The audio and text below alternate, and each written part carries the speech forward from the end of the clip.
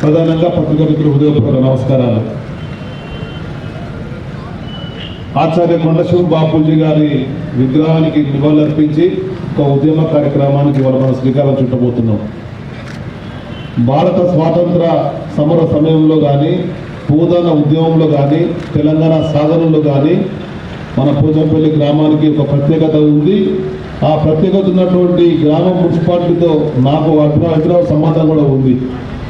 గతంలో స్వర్గీయ మాధవరెడ్డి గారు ఆనాడు మంత్రిగా ఉన్న సమయంలో చిన్న వయసులో సాహసభ్యులు ఉన్నటువంటి నన్ను ఒక చేనేత వర్గ బిడ్డగా హక్కును తెచ్చుకొని మొట్టమొదలుగా నన్ను పోచంపల్లి జరిగింది మనం చూస్తున్నా.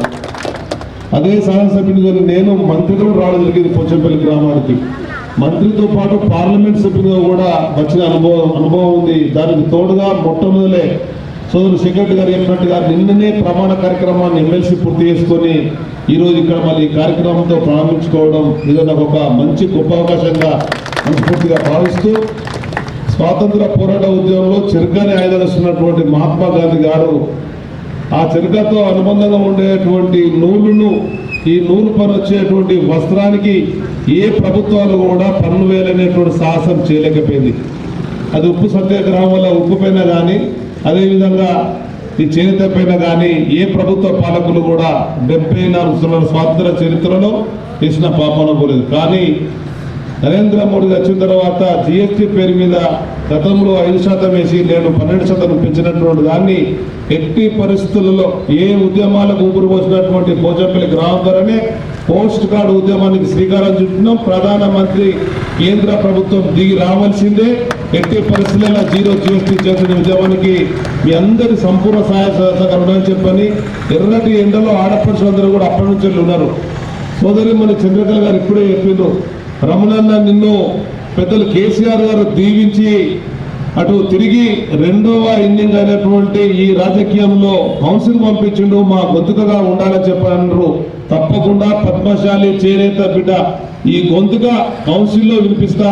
మాజీ పార్లమెంట్ సభ్యులుగా ఇప్పుడు నేను సంతకం పెట్టిన మీరు పెట్టినటువంటి కార్యక్రమానికి నేను ఎల్ రమణ మాజీ ఎంపీ అని చెప్పని అక్కడికి కూడా వెళ్ళినట్టు అనుభవం ఉంది కనుక ఎమ్మెల్సీగా ఇటు రాష్ట్ర ప్రభుత్వం నుంచి వచ్చేటువంటి పథకాలను సోదరులు సెక్రటరీ గారు చెప్పినట్టుగా ఎక్కడైతే ఇక్కడ పథకాలు ప్రారంభించుకున్నామో చేనేత చేయు సబ్సిడీ కానీ, అదేవిధంగా చుట్టుపండు కానీ అర్హులైనటువంటి ప్రతి పద్మశాలి పేద బిడ్డకు చేనేత బిడ్డకు అందుకునే విధంగా మీ తోడుగా నేను ఉంటాను చెప్పని మనస్ఫూర్తిగా తెలియజేసుకుంటూ, ఏ విధంగా అయితే చేనేతను కాపాడని చెప్పని పెద్దలు కేసీఆర్ గారు గతంలో తెలంగాణ ఉద్యమ సమయంలో ఆదుకునే వివిధ కార్యక్రమాలకు అనుగుణంగానే ఈ మధ్య ఆత్మహత్యల నివారణ కొరకు కార్యక్రమం చేపట్టడం జరిగింది. కానీ కేంద్ర ప్రభుత్వ నిర్వాహకం వల్ల తిరిగి ఆత్మహత్యలు ప్రారంభమయ్యే పరిస్థితి కనుక చేనేత బిడ్డలు కాపాడుకునేటువంటి బాధ్యత ఇటు పద్మశాలి నాయకులకు, పద్మశాలి బిడ్డలకు, చేనేత వర్గాలకు, ప్రజాప్రతినిధులకు ఉన్న విషయాన్ని కూడా స్పష్టంగా మీకు మనగిస్తూ దానికి అనుగుణంగా ముందుకెళ్దామని చెప్పని ఇప్పుడే కొన్ని విషయం చెప్పడం జరిగింది. అందులో ప్రధానంగా పద్మశాలి ఆరాధ్యమైనటువంటి మార్కండేయ దేవాలయాలను రాష్ట్ర ప్రభుత్వం ఎండోమెంట్ విభాగాలు చేపట్టలేనటువంటి దాన్ని ఎట్టి పరిస్థితులలో మార్కండేయ దేవాలయాలు పద్మశాలి చేతుల్లోనే నిర్వహణలో ఉండే విధంగా కూడా సోదరులు సెక్రటరీ గారు ఇప్పుడే సహకరిస్తానేటువంటి మాట చెప్పిందో రాష్ట్రంలో ఉండేటువంటి ప్రతి నాయకుల ద్వారా కూడా సంపూర్ణ సహకరించుకొని మార్కండేయ దేవాలయాలు మనాధీనంలో ఉండే విధంగా కార్యక్రమాన్ని శ్రీకారం చుడతామని చెప్పని మనస్ఫూర్తి తెలియజేస్తూ, ఇంతకుముందు ఒక సోదరుడు చెప్పడం జరిగింది, ఇక్కడ ఉండేటువంటి నేత బజార్ స్థలాన్ని కొందరు కబ్జేస్తున్న విషయాన్ని ఇప్పుడు ఎమ్మెల్యే గారు నేను వెంటనే సంవత్సరం ఆధారం తెమ్మని చెప్పన్నాం.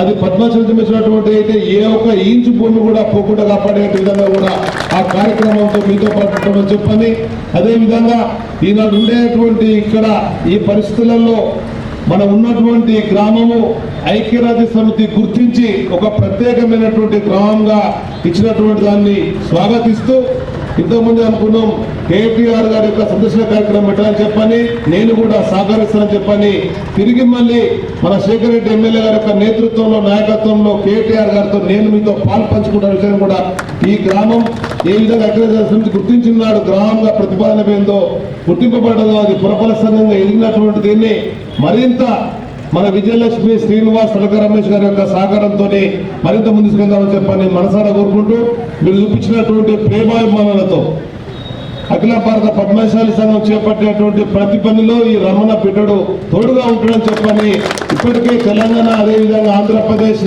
కర్ణాటక, కేరళ, తమిళనాడు రాష్ట్రాల్లో కార్యక్రమాలు ముమ్మరంగానే దక్షిణ భారతదేశంలో, అది ఉత్తర భారతదేశం వరకు వెళ్ళే విధంగా కూడా మేము కార్యక్రమాల శ్రీకారం చుడతామని, అదేవిధంగా పెద్దలు శ్రీధర్ శుక్రవారు చెప్పినట్టుగా మహారాష్ట్రలో ఉండేటువంటి పద్మశాలీలకు ఒక ప్రత్యేక రిజర్వేషన్ ఉంది. అక్కడ ఆ రిజర్వేషన్ తొలగించాలనేటువంటి కార్యక్రమాలు ఇక్కడ ఉండేటువంటి ప్రభుత్వ పాలకులు ముందుకెళ్తే రిజర్వేషన్లు కాపాడుకోవాలని చెప్పని ఇవాళ ఉండేటువంటి పరిస్థితులలో ఏ వ్యక్తికైతే తనకు ఉండేటువంటి ప్రతిభకు అనుగుణంగా, తనకు ఉండేటువంటి పనికి అనుగుణంగా ఇతర ప్రాంతాలకు వెళ్ళేటువంటి పరిస్థితి మహారాష్ట్రలో జీవిస్తున్నటువంటి పద్మశాలకు ఉన్నటువంటి ప్రత్యేకమైనటువంటి రిజర్వేషన్ జీవోను కాపాడుకునే విధంగా కూడా నేను కార్యక్రమాల్లో పాల్పంచుకుంటానని చెప్పని మనసారా తెలియజేసుకుంటూ, ప్రధానమంత్రి నరేంద్ర మోడీ గారికి పోచంపల్లి దెబ్బకు ఉబగూవైన విధంగా కూడా కార్యక్రమం ఉండే విధంగా కూడా మనం ముందుకెళ్దామని చెప్పని, ఏ ఉద్యమాలు రూపొందిస్తున్నటువంటి పోచంపల్లి గ్రామం చెల్లే మనం ఈ కార్యక్రమాన్ని శ్రీకారం చుట్టినాం.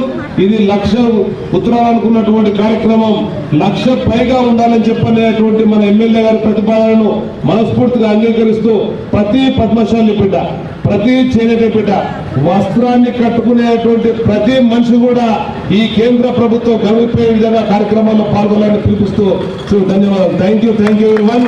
ఇక్కడ ఉండేటువంటి ఈ కార్యక్రమానికి సోదరులు వైస్ ఎంపీపీ వెంకటేష్ యాదవ్ గారు, అదేవిధంగా పిఎస్సి చైర్మన్ సోదరులు గోపాల్ రెడ్డి గారు, మండల పార్టీ అధ్యక్షుడు సోదరు మధుకర్ రెడ్డి గారు రావడం జరిగింది. వారందరికీ మనస్ఫూర్తి ధన్యవాదాలు. Thank you everyone. సోదరులు సుధాకర్ పాంటి సుధాకర్ రెడ్డి గారు, థ్యాంక్ యూ.